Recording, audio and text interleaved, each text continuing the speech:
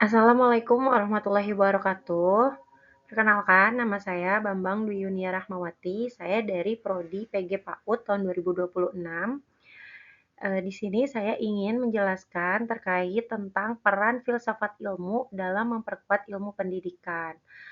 Eh, di dalam filsafat, penjelasan ini akan terkait tentang eksistensi keilmiahan, dan nilai-nilai pendidikan.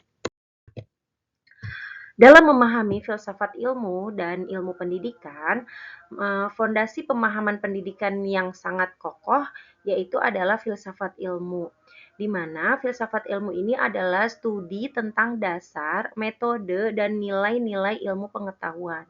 Filsafat ilmu ini mengkaji bagaimana pengetahuan dibangun, diuji, dan divalidasi secara sistematis. Sedangkan ilmu pendidikan itu adalah kajian ilmiah tentang proses, tujuan, dan hasil pendidikan tersebut. Nah, hubungan dari keduanya antara filsafat ilmu dan ilmu pendidikan itu adalah membentuk atau membuat sinergi untuk fondasi pemahaman pendidikan yang kokoh dan bermakna. Di dalam kutipan inspiratif, filsafat ilmu dalam pendidikan yaitu adalah filsafat ilmu adalah pisau analisis yang menajamkan pemahaman kita terhadap ilmu dan praktek pendidikan. Filsafat ilmu mengawasi eksistensi ilmu pendidikan, di mana filsafat ilmu ini menjamin keabsahan dan kemandirian ilmu pendidikan. Eksistensi ilmu pendidikan sebagai bidang studi yang sah dan mandiri dan perlu dijaga melalui landasan filosofis yang kuat. Filsafat ilmu ini berperan memastikan bahwa pendidikan itu memiliki objek kajian, memiliki metode penelitian, memiliki struktur pengetahuan yang jelas dan dapat dipertanggungjawabkan secara ilmiah. Menjaga konsistensi konsep dan terminologi dalam pendidikan merupakan tugas penting filsafat ilmu. Hal ini memastikan pendidikan bukan sekedar praktek empiris semata, tetapi juga entitas ilmiah bermakna yang memiliki fondasi epistemologi dan ontologis yang kokoh. Memperkuat keilmiahan dalam ilmu pendidikan dalam penguatan rigor ilmiah melalui pendekatan filosofis. Yang pertama, metode penelitian valid. Apa sih metode penelitian yang valid itu? Yaitu pengembangan metode penelitian yang valid dan reliable untuk menghasilkan pengetahuan pendidikan yang dapat dipertanggungjawabkan secara ilmiah. Lalu, klarifikasi asumsi dasar, yaitu mengungkap dan menjelaskan asumsi-asumsi fundamental yang mendasari teori pendidikan untuk membangun fondasi konseptual yang kokoh.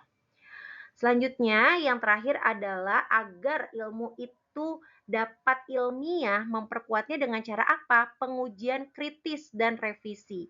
Pengujian kritis terhadap teori dan praktek pendidikan, serta mendorong keterbukaan untuk revisi ilmiah yang berkelanjutan.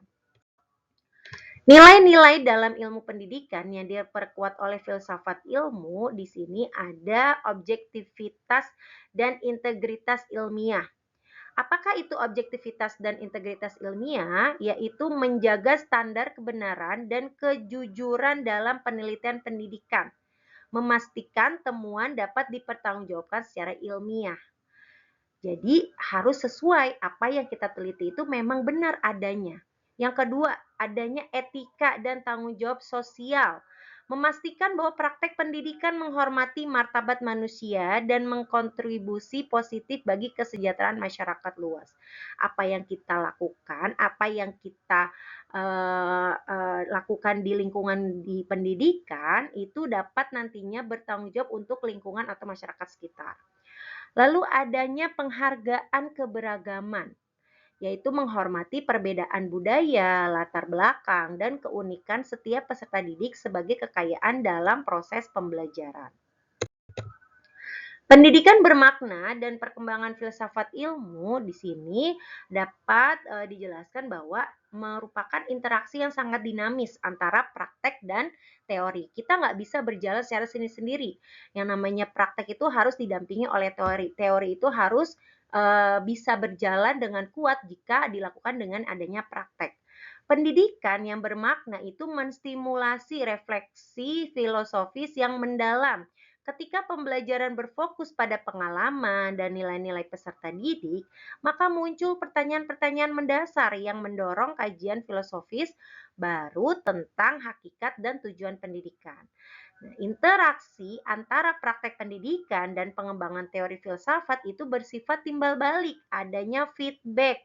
Contohnya, inovasi kurikulum berbasis proyek memicu kajian filosofis baru tentang konstruksi pengetahuan dan peran pengalaman dalam pembelajaran.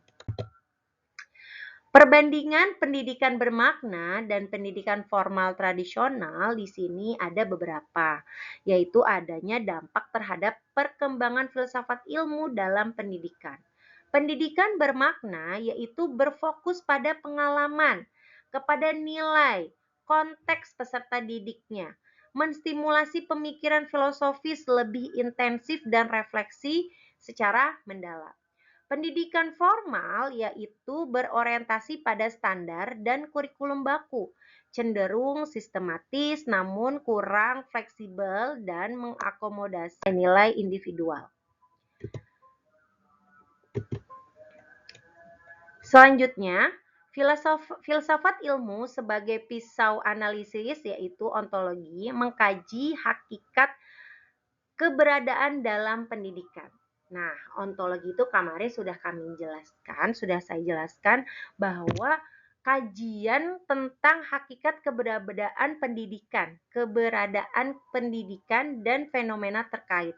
Jadi pertanyaan ontologi itu meliputi apa hakikatnya belajar, apa entitas yang ada dalam sistem pendidikan. Pendekatan ini berperan penting dalam membedah persoalan pendidikan secara mendasar dan mental.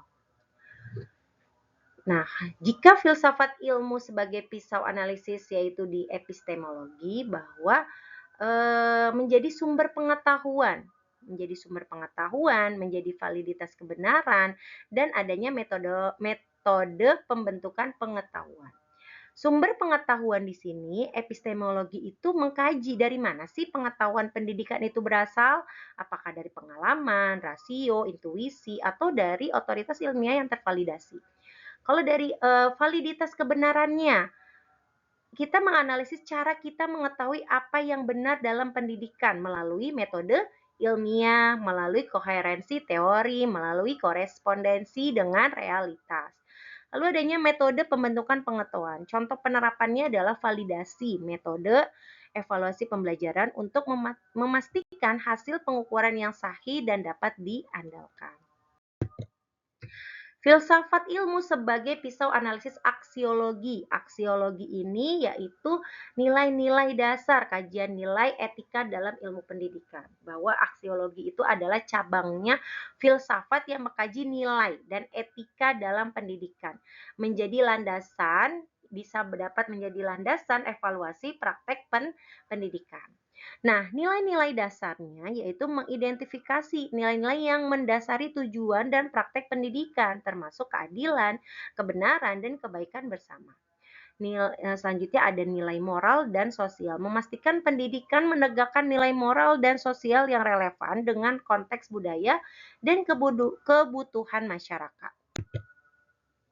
Contoh penerapan filsafat ilmu dalam kebijakan pendidikan. Nah, di sini saya membuat studi kasus yaitu integrasi nilai filosofis dalam kurikulum nasional.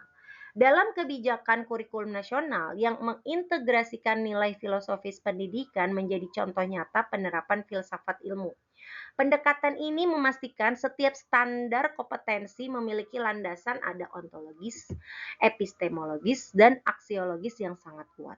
Pendekatan holistik dalam pengembangan standar kompetensi menghasilkan dampak yang signifikan, yaitu adanya penguatan keilmiahan melalui metode yang tervalidasi, serta penanaman nilai-nilai pendidikan yang relevan dengan kebutuhan masyarakat dan perkembangan zaman. Nah, penerapan dalam kurikulum dalam proses pembelajaran di sini aplikasi praktisnya yaitu kurikulum sangat reflektif.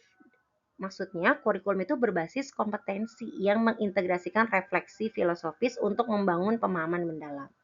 Nilai kritis dan etik proses pembelajaran yang menanamkan pemahaman, kemampuan berpikir kritis, dan nilai-nilai etika secara sistematis. Lalu ada metode aktif, di mana penggunaan metode pembelajaran yang aktif akan mendorong peserta akan menjadi lebih berpikir secara kritis. Kunci memperkuat ilmu pendidikan, di sini ada rangkuman peran filsafat ilmu dalam pendidikan. Bahwa filsafat ilmu itu menjaga eksistensi dan keilmiahan ilmu pendidikan sebagai bidang studi yang sah, mandiri, dan bermakna secara ilmiah. Di dalamnya itu ada ontologi, epistemologi, dan aksiologi menjadi 3 pisau analisis penting untuk membedah hakikat, validasi, dan nilai-nilai dalam pendidikan. Terima kasih banyak.